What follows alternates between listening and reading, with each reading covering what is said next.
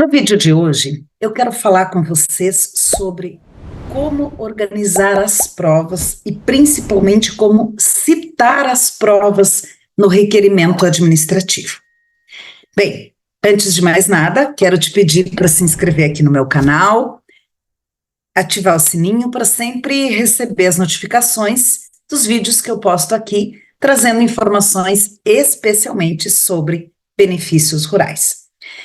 Bem, muitas vezes os alunos me perguntam se é vantagem fazer um requerimento administrativo, se o servidor lê o requerimento, ou se a gente está perdendo tempo. Bem, talvez nunca saberemos, mas se a gente não fizer, com certeza ele não vai ler. E se o servidor tem boa vontade de conceder, de analisar direitinho o benefício, o requerimento pode auxiliar ele nesse procedimento.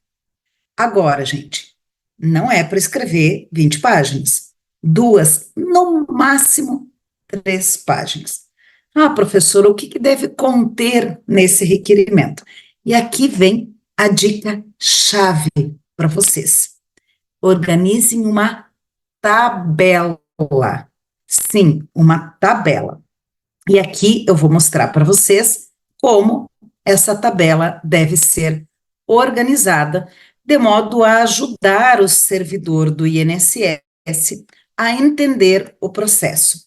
Vou explicar depois que, na verdade, não é só a tabela, mas a tabela é o primeiro passo. Não estou dizendo que é o primeiro item do requerimento, porque o primeiro item do requerimento vai estar lá quem é dirigido, vai constar lá também a qualificação do segurado, uma emendazinha lá dizendo do que se trata, mas a tabela é chave para que o servidor entenda direitinho como analisar o processo. Então, nessa tabela aqui, eu vou colocar o período que eu estou comprovando, vou colocar a prova que eu estou juntando e a previsão legal normativa. Então, eu vou colocar aqui, por exemplo, o período de 1º de janeiro de 1º de janeiro de 2008 a 31 de dezembro de 2010. A prova é um contrato de parceria agrícola.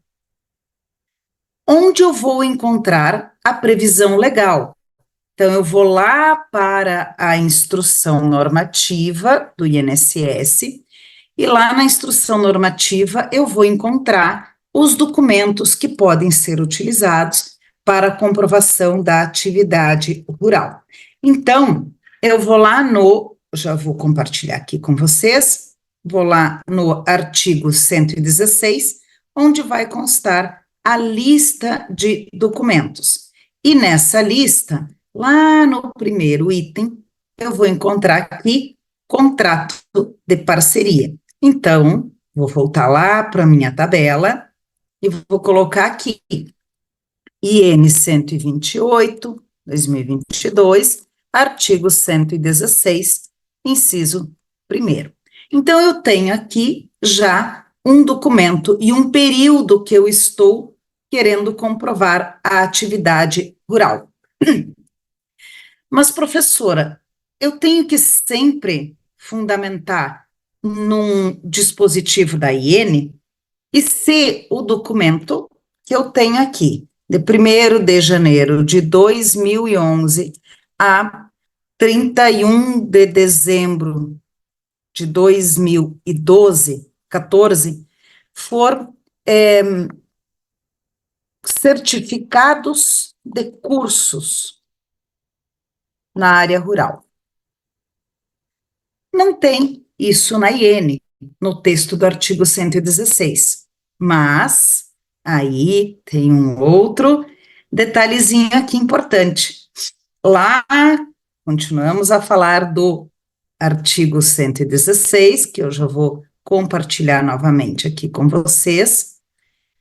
Ele vai dizer que IN 128, INSS, ele vai dizer que a lista de documentos não é exaustiva. É exatamente assim que eu vou encontrar? Não. Eu vou encontrar isso, e aí eu já vou explicar para vocês como que eu vou citar isso. De que forma eu vou citar essa possibilidade de encontrar outros documentos. Então, aqui, na instrução normativa, no artigo 116, eu vou ter, além do contrato de parceria, que eu citei antes, no caput vai dizer o seguinte: complementarmente à autodeclaração, de que trata o parágrafo 1º do artigo 115, e ao cadastro do artigo 9º, que esse cadastro ainda não está funcionando, a comprovação do exercício da atividade rural será feita por meio dos seguintes documentos, dentre outros. Dentre outros. Aí eu vou copiar esse dispositivo e vou fazer o seguinte: vou voltar lá para o meu modelinho do requerimento, vou colocar aqui o mesmo, a IN 128, artigo 116, caput. Mas aqui vale a pena a gente inserir uma nota de rodapé, colocando, só vou diminuir esse tamanho dessa nota de rodapé, que está muito grande, colocando aqui, destacando, dentre outros, e aí vocês destacam como acham melhor, que vai, então, especificar essa possibilidade da utilização de documentos não previstos textualmente na instrução normativa. Professora, eu poderia citar jurisprudência? Olha, gente, jurisprudência não é útil no requerimento. Zero utilidade.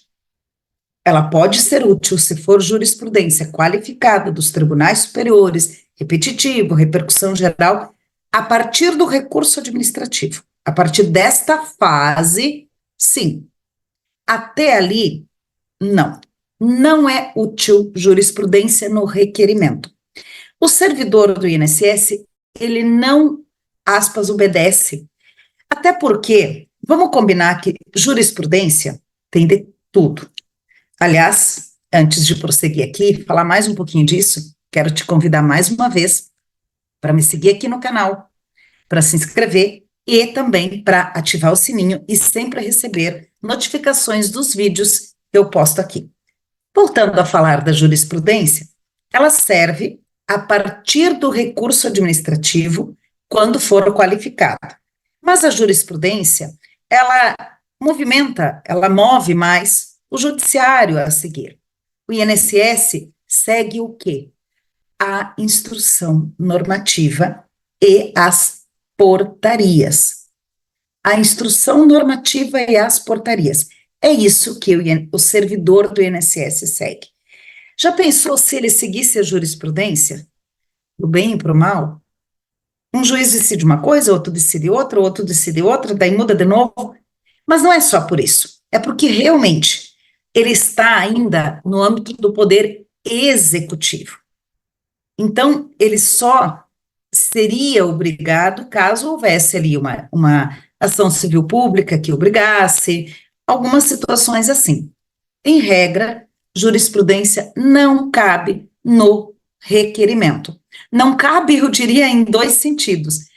Não cabe nem mesmo em termos de tamanho, porque se eu digo que a jurisprudência tem, aliás, que o requerimento tem que ser sucinto, eu não posso ali colocar jurisprudência, mas também ela não cabe no sentido de caber jurídico.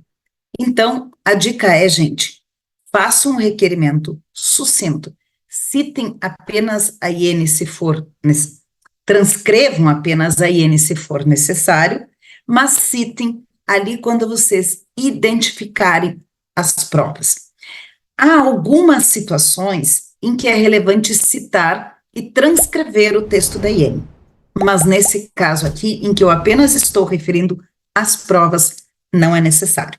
Essa é a dica de hoje, Se inscrevam aqui no canal, me sigam para mais dicas. Um grande abraço e até a próxima.